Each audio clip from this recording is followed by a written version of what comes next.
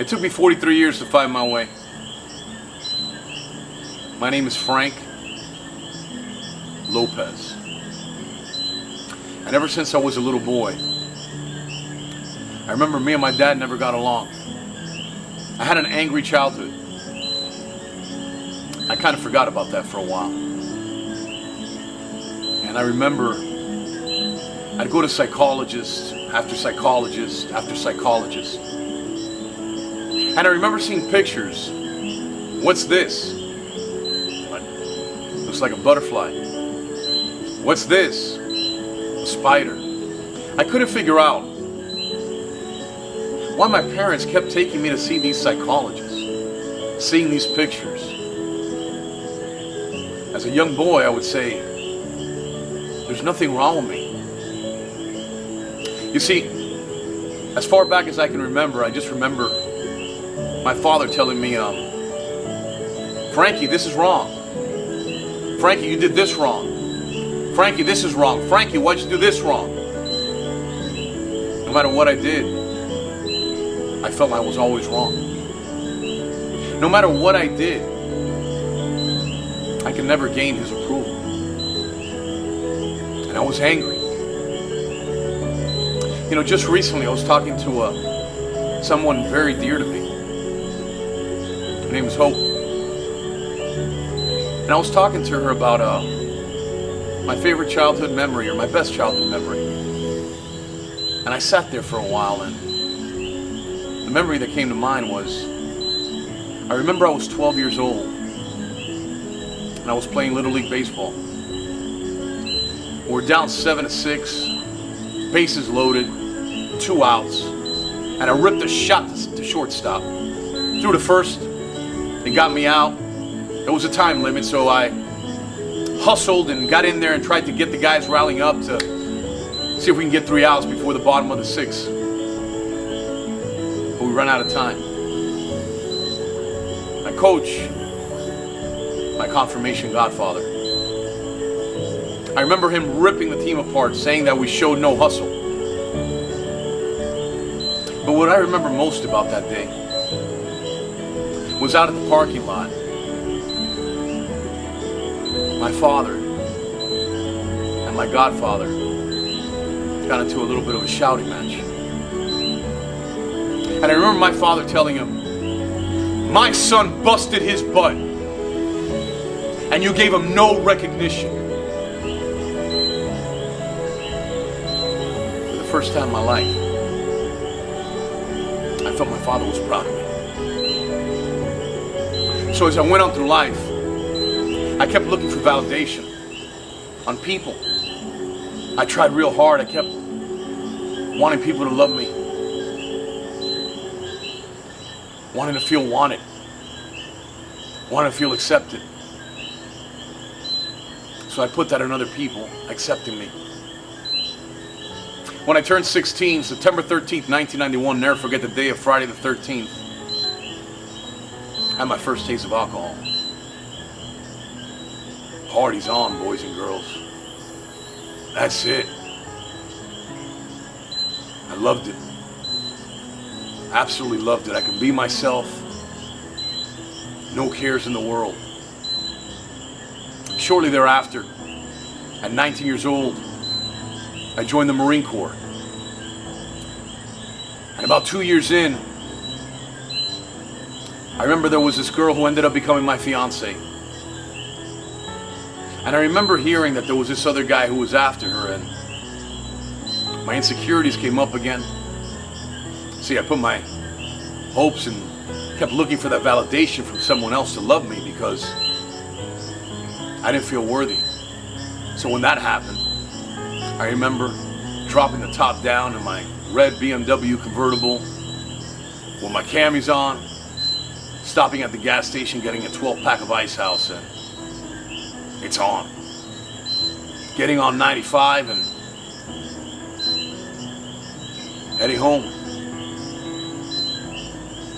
Because I wasn't sure of myself. So I quit. I regret that to this day.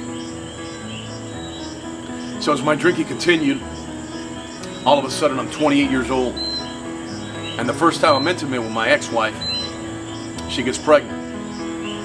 All I ever wanted in my life was a family. And I did not want my children growing up without a father being present. But the relationship wasn't built on love. So like every relationship not built on love, it collapsed. And during my spiral-long depression,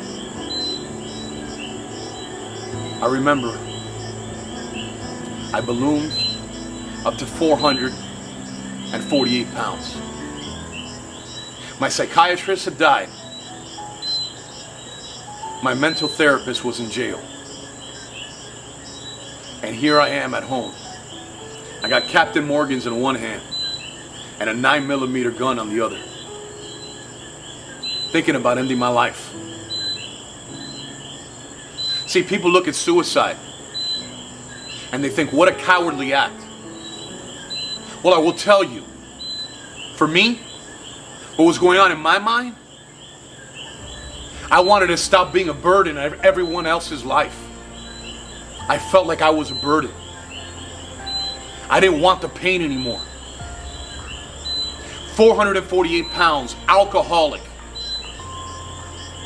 psychiatrist dead, therapist in jail, hooked on Ambien, Xanax. Luckily, I didn't make that choice. A few months later, January 7th, 2015, I walk into the hospital. My resting heart rate's at 160. They sent me to the emergency room. They tell me, son, it's going to be okay. We're going to put something in your IV to drop your heart rate. And they did. And nothing happened. And they tried again. And nothing happened. At this point, tears are rolling down the side of my eyes. And I'm saying, I have 2 children.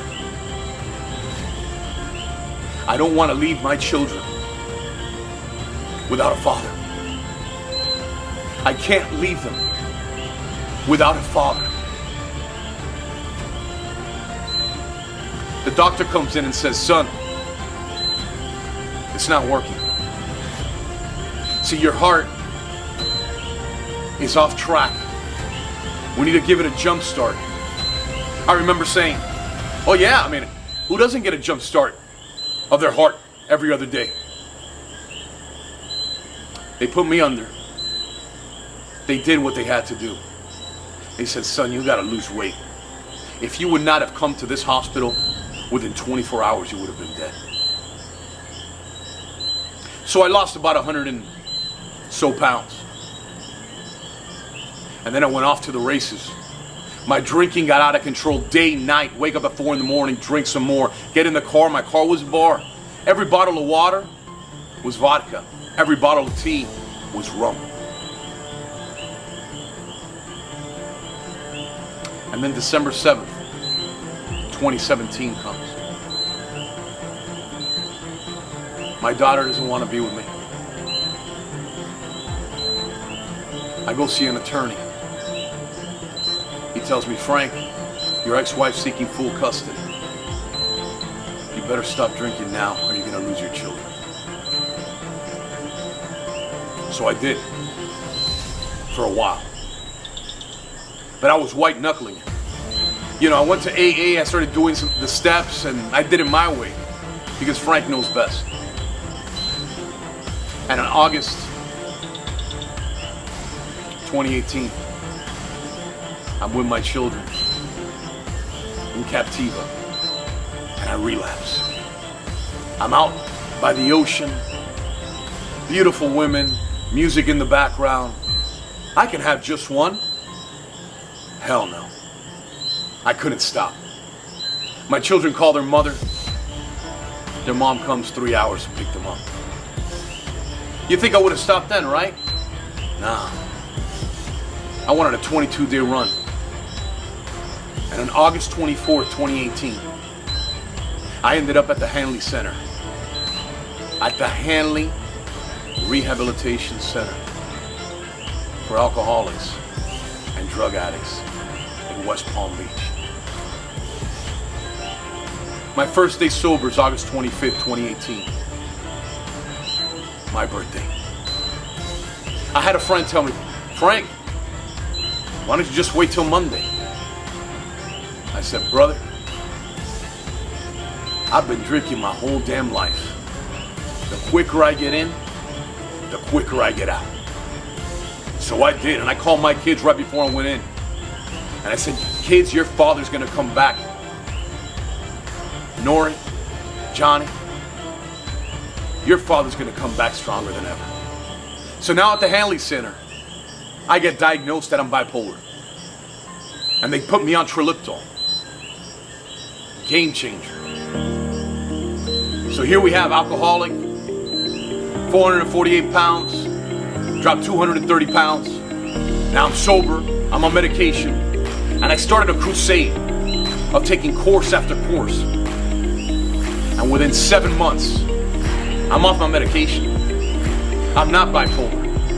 I don't think about drinking because I reprogrammed my mind through cognitive behavioral therapy.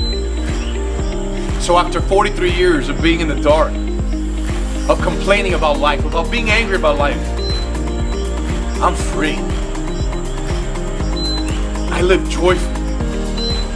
I surrender to God. You see, in life, all I can control is what I do and the way that I react to what others do. And in doing that, I'm free. I don't suffer from the obsession of drinking. I don't have to take medication.